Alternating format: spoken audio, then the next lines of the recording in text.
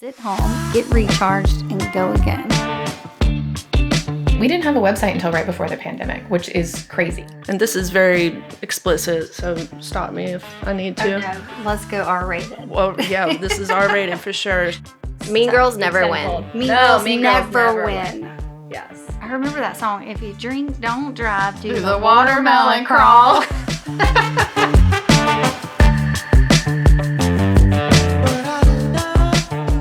Hey guys, it's Michelle with the Beet Goes On podcast. Today I have my friend Caitlin. She is owner of Fit to Entertain, and I met you during COVID, and I was impressed with her from the second I met her. We hit it off immediately and had the best conversation. So it was a no-brainer to have her on here and speak about her business. I love what she does. Most of all, I've loved watching her on social media and her growth. Both of us have grown massively since 2020, and I will let her tell the rest. Well, thank you so much for having me, Michelle. Yes. I guess, just a little bit about me. I own owner and founder of Fit to Entertain, which is really, it's a business that focuses on two main pillars of passion that really just bring me so much joy. It's lifestyle, entertaining, and nourishment. My business has grown and evolved drastically since it started, but I guess if you want me to, I can rewind a little bit back. I've been cooking since I was 8 years old.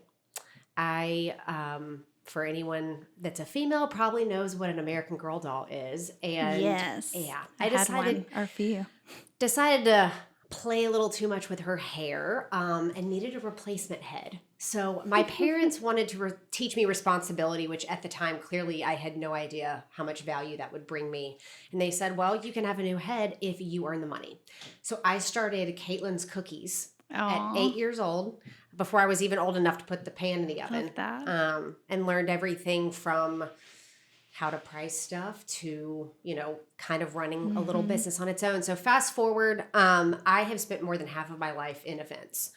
Corporate events, weddings, anything like corporate hospitality, sports marketing, and have been doing that for more than half my life. And when I moved to Savannah, Which was when? It was 2017, I realized. So Gotcha. The beginning of 2017. Gotcha. It's been about 6-7 years. For my now husband, that as an entrepreneur, I'm sure you know, that fire started to kind of burn, that I'm not doing what I was meant to be doing. Yep. And truth be told, over a couple too many cocktails in Key West, Fit to Entertain was born. I love that that's how it was born. It was born. Man, that's a good time. But it merges, my two loves of entertaining and hosting. I'm a hostess at heart, and my passion for healthy living. So now I am a private chef and have really honing in on some things I'm sure we'll get into this evening. Yes. And I'm so glad that you're on, and I love your business model so much. And I think, is there anyone doing anything like that? Did you have any mentors, or what led to the structure, I guess, or the whole idea? Trial and error. Yeah. Girl. Amen. I took the passions I had burning inside of me, but also, there was no one particular mentor, but I will tell you, ironically, the various women involved in the planning and execution of my wedding played a very big role. They probably don't even know that. Aww. But just watching them and how they've done what they do. And then from a local standpoint, Emily McCarthy really poured a lot into me from the beginning and kind of love her. Yeah, I did too. She taught me the ropes of the way Savannah works. Right. We have some kick-ass, I say this on almost every podcast, we have the most kick-ass women in this town. Yeah. I'm sure other cities do too, but this city's just so special. Side note, I met a stranger today that said, I have never been in a city. She's from Boston. Wow. That has so many female powerhouse. We really do. We do on the street. Yeah. So, same. I love Emily McCarthy. There's just, the list goes on and on. Like this podcast, it's not ever going to get old because there's that many women in this area that I can have on here that are going to inspire people. So you were inspired by the women that helped locally with your wedding. Emily McCarthy poured her poured herself into you. And she does that. She's done the same for me. So shout out to her for sure. She's such a wonderful woman. And then also just my mom is also an entrepreneur. So, and I learned to cook from her.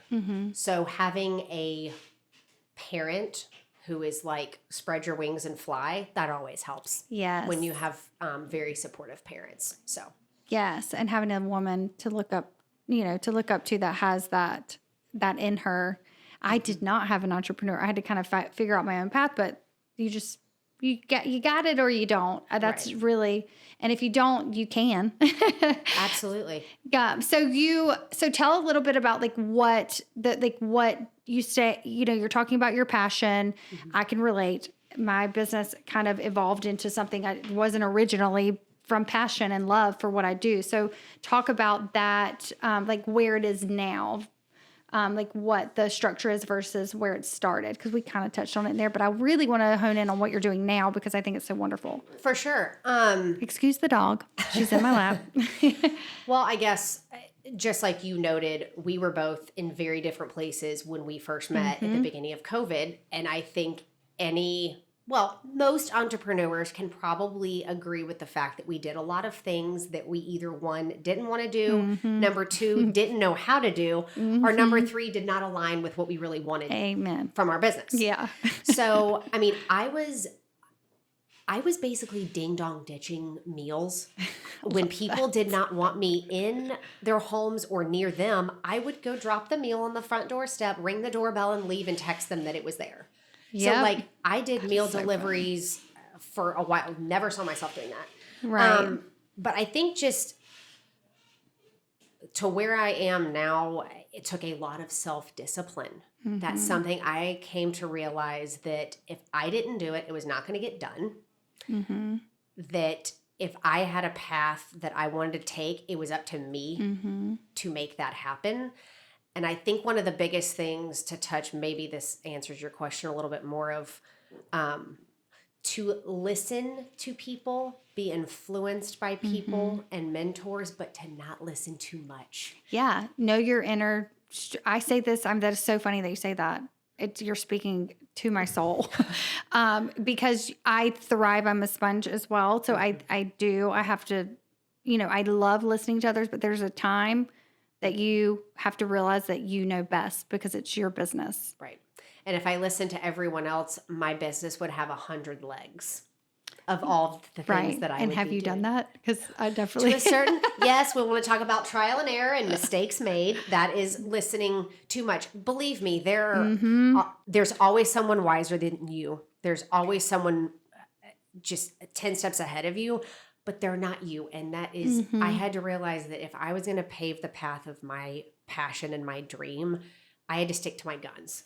Did you ever find that someone that you thought knew a lot about something actually didn't know that? Or I trusted, sometimes I felt like they knew better than me. It's imposter syndrome. We all go through it. Yes. It's a real thing. Entrepreneurs that are at their highest, at what we consider they've made it, have the same exact... It's like that. It's like there's always the Miley Cyrus song. There's always going to be another mountain.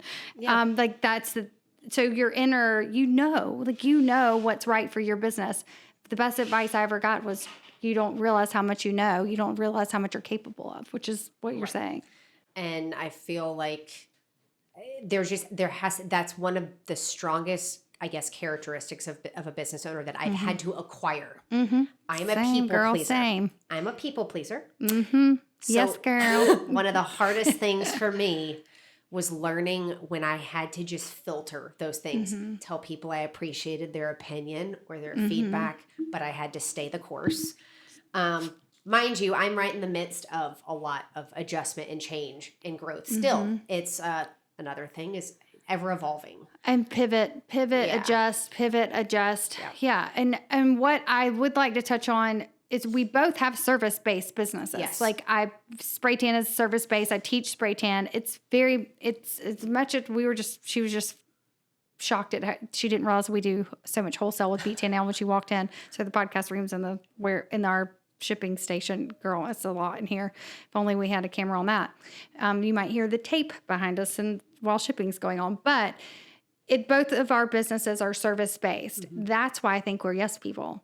That's because it's a service. It's hard to switch that on and off. I get in trouble from my CFO, from Amanda, all the time from saying yes so much. Like those samples I was filling up in there, that should have been an NO, but it was a YES.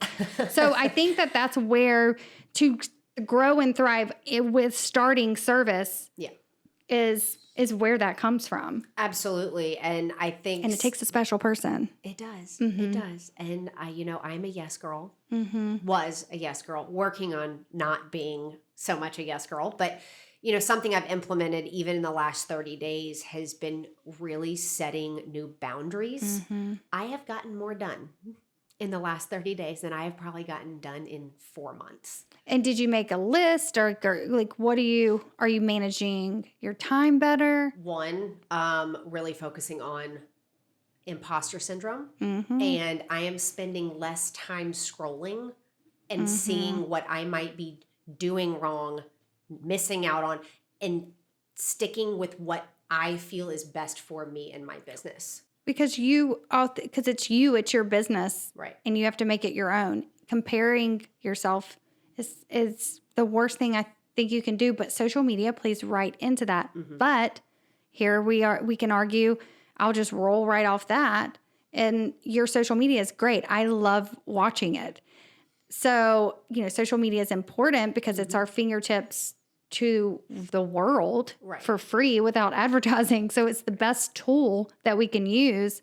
But if you spend too much time scrolling, I always say that to my spray tan partners. I'm like, stop scrolling and looking at, I mean, it's so funny that you say that already, like this conversation, I resonate so much with you, but stop scrolling and get on there and do. So you've done that in the last 30 days. So what else are you thinking has really plunged you into a better schedule? As an entrepreneur who has full free reign of my schedule, I am treating my business as a 9 to 5. 9 to 5 in quotes, as in I start my work at 4:30 in the morning. But like structuring as when I clock in, I'm not taking phone calls. I'm not taking personal text messages. A lot of people think just because I work for myself, I can talk to them 24 hours a day. And when I started creating boundaries, I need to do that. It is, believe me, it's a game changer. I treat it as a business. I use it's called Timekeeper, I think. And I'm like, okay, for the next 30 minutes, I'm going to work on this. And it's an actual timer that like shuts off notifications on your phone. So like you can't be getting the noise. I shut out the noise, basically. Right. It's in itself. And do you use that time for creativity or it depends on what it is. You need. It's website work, social media, content batching, recipe ideas. And do you outsource any digital or web? I don't. I do. So you have the know-how. Damn, I wish I was you. I really love what you do on social media. I want to go back into that. I do not scroll a lot. That's also a rule I've done for myself. I mean, there's enough to go around. I truly believe that. And when I stopped comparing or I stopped worrying about competition and I stopped comparing. Those are like 2 hell no's for me now. And I have been copied. My business model has been copied and, imitation is the best form of flattery. Exactly. It's cliche. It is cliche, but I was like, I've got to keep pushing forward and keep moving forward. So that was a rule. I stopped scrolling. And when I stopped scrolling, my creativity started coming through because I was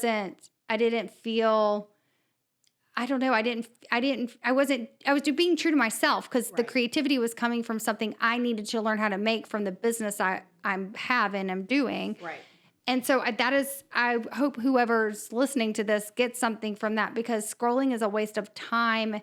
Now, I think it's fun to look, which is exactly why Caitlin's here because I haven't seen her much since 2020, just in passing, but I have really enjoyed for the right reasons of social media, following her and watching her success and her grow and her husband. If y'all have to follow her, they're so dang cute. So that I just enjoy. So what she's putting out is authentic and is really nice and refreshing to watch and follow. And it does make me think of her. So she's doing such a good job because I'll say, I'll recommend her to people and And so it's working is what I'm saying. Well, But you take the time, you take a step back, you turn your phone off, and you work on whatever you need to work on for your business. I think that's so very important. And just so you know, it shows. Like you can see that. But another thing I wanted to talk about and ask you we talked about this kind of briefly before we got on here about the retreat that you're planning, which is new. Yes. I am launching a wellness retreat. So excited branch about this. of the business called Fit to Retreat. So it's a 3-night, 4-day health and wellness getaway. The first one's right here in Savannah, in my own backyard. I felt I needed to stay close. Yeah, that's a good place to start. That's a good guinea pig start. 100%. Easy. So what a lot of people, I'm actually working through the nuances of like creatively but effectively marketing it because it's a lot of information. But it's 3 nights and 4 days where you will spend with me. You will relax. You will feel rejuvenated. You will be definitely nourished, but you're also going to learn because one thing that I've found that is missing, the piece of the puzzle that's been missing in my heart is truly the pouring in terms of like the education. And I'm not meaning like you're going to sit in a nutrition class. It's fun. And I want you to understand that like eating well, entertaining well, nourishing your body can be healthy. It can be delicious. You don't have to, I'm a private chef, but you don't have to hire someone like me. You can be, the hostess with the mostess. And I just want to teach people how you can do that. And you can do it without breaking the bank. You can do it I love that. in a healthy way. And so many people need that. Yeah. And I love that it comes from your heart because I know so many people don't think that I've heard it this week. I know that I have weight. It's Monday. I've heard it in the last week. People say, oh, I'd eat healthier because I have been eating very healthy because I'm doing a lot of things right now and I'm trying to be the healthiest, not drinking right now, all the things. But I found things that I like and stuck to it. But I would love to learn more things that are affordable and delicious. And I think this is such a great idea because you hear it all the time from people that it's too expensive to eat healthy. Now, it is easier to eat cheap, but the long-term effects are just not worth it. So I love what you're doing. I love that you're giving somebody an actual retreat, but they're going to learn while they're enjoying it. That's so smart. So that's it's going to mirror what you're going to get from, I'm sure most people listening have heard of some sort of wellness retreat location. A lot of them. I was looking at one in Peru recently because I'm trying to go somewhere by myself. I'm traveling out the country by myself somewhere this year. And I was looking at wellness retreats. So people understand what that is. But what's different here is it's 7 to 13 people max. Oh, I like that. So it's intimate. I am investing in each and every single person that's investing back. These retreat locations, while they are, a niche, they're still a hotel or a resort. And you're going to get that experience, but on a much more custom curated, intimate level. Oh, I love that. So, are people applying to it or what have you done to promote it so far? Like what's social media so far? Yeah. But I'm still working on expanding the reach and how I'm touching people. Yeah, whatever I can do to help with that, I'm totally down. Well, I'm totally down too because I'm totally interested in doing it. I think it's so necessary. I think it's such a good idea, and it's necessary for people to understand and learn. For me, I'm just like, okay, whatever. I'll order healthy. I'll do the planned meals. The ones you get in the box and you just cook from home, or the ones that are already made like freshly. I do that sometimes too. I don't know. I ordered a new brand. I can't remember the name of it. But anyway, it would be so much easier to just have someone show me some skills rather than me paying for a subscription box that you get sick of, or the delivery person when you live in a 14-story building. Well, that leaves it in the mail room for 2 days. Yeah. There's also like, a lot of feedback that I get is, so I have celiac disease, so I'm 100% gluten-free, and I don't often tell people that until after events, like when I do private events, because a lot of people will snub their nose.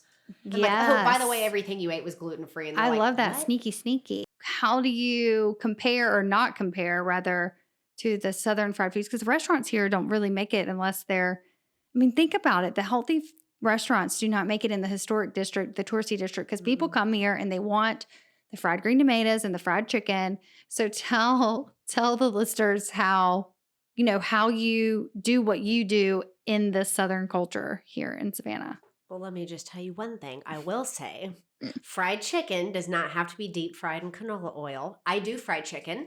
Yum. And it is made much healthier for you.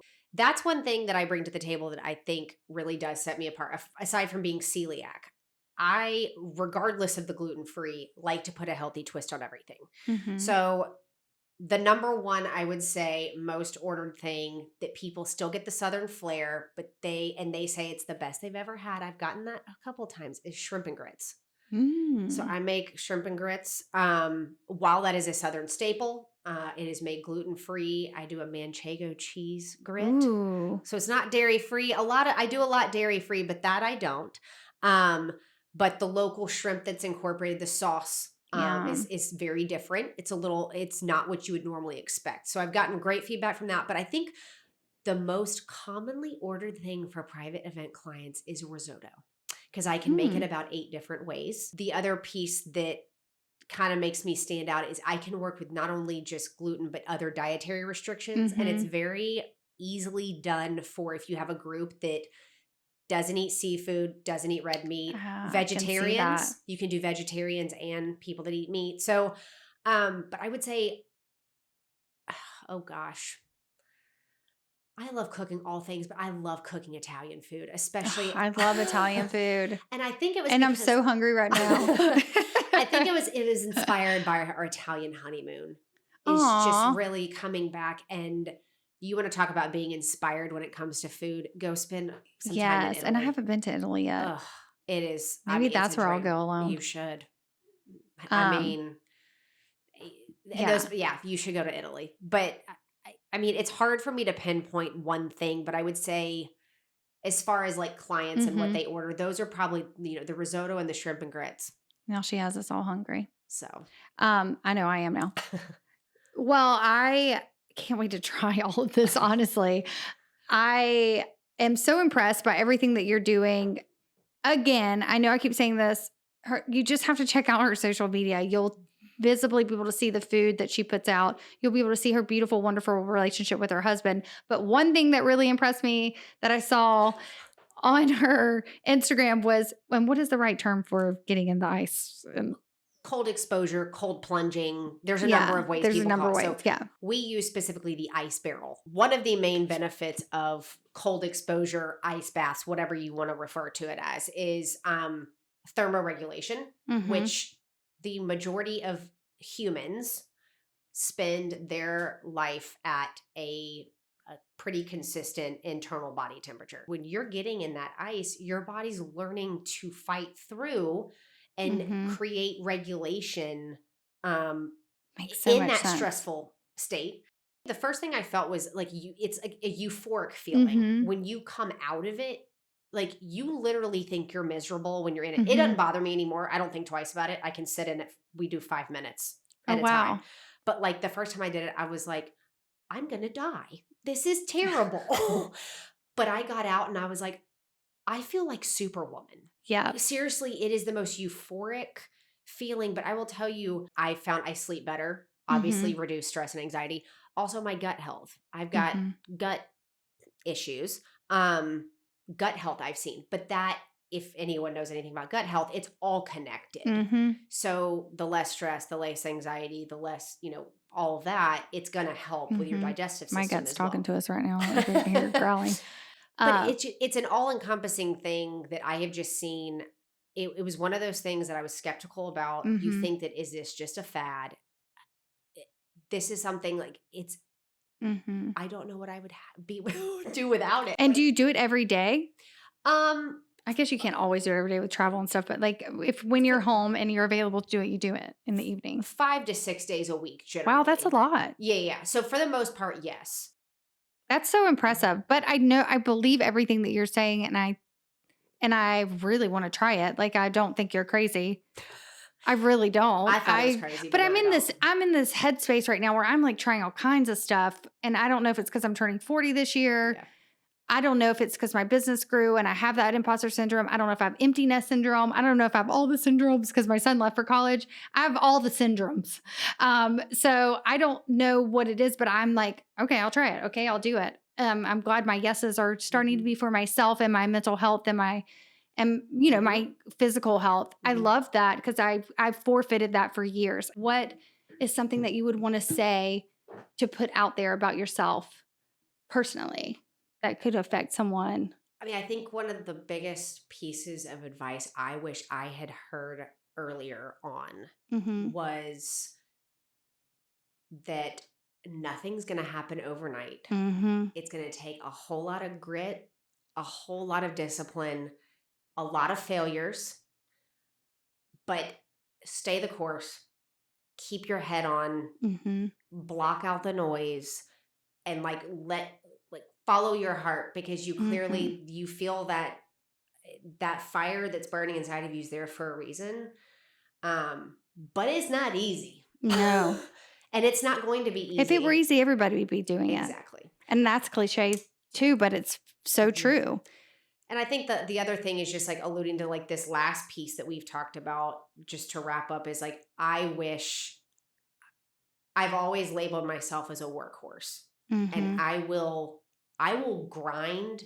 I will do whatever has to be done to get it done. But one thing I've truly realized in just the last few months is the importance of taking care of myself. Giving me that 45 minutes to contrast train at night has been an absolute game changer in my daily routine. Going for a walk around Forsyth Park in the middle of the day to clear my mind. Isn't it kind of funny how you just need yourself, alone time with yourself? That inner strength, that inner, I always felt like I grew up in a religious family. I'm sorry to start a conversation back up. We were ending it, but I felt compelled to say this. I grew up, praying to God for things, and nothing against religion. I'm still a very spiritual person, and everyone has their own path, their higher power. Like, I respect everyone. But for some reason, as a little girl, there was a disconnect in my inner strength. And I didn't know I had that in me. So I think it's so funny that you hear this over and over and over again from successful people, or from that it's inner strength. That really, at the end of the day, we just need to spend some time alone with ourselves, because it's the inner strength. You still need the energy of others, but that time alone is so important. And you also don't have to work 24 hours a day to be successful. Yes. You don't have to overdo it. And I don't like that. We're not going to get on this today because I know we're wrapping things up. We can get you back on here, girl. But just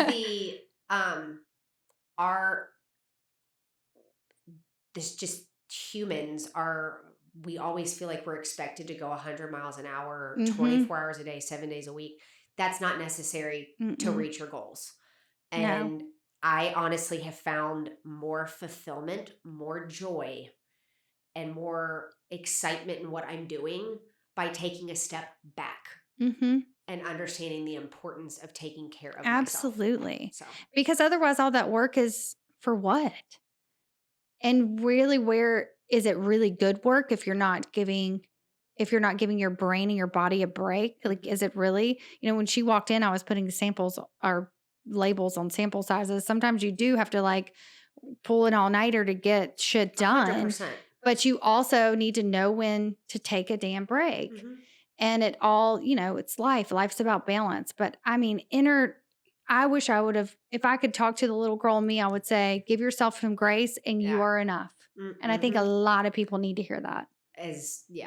We think that's a common thing, but how many times have you actually looked in the mirror and told yourself that? Right. Yep. Yeah. Well, I loved having you on. I knew it. Like, I just love, again, I've talked about our social media so much. So tell everybody what your social media handle is, what your website is, how to find you, and all, all that good stuff. Sure. So I am Fit to Entertain across all platforms.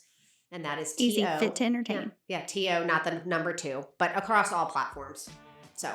Yeah, you won't be disappointed. Her and her husband are so cute. All right. Thank you so much for coming. Thank you.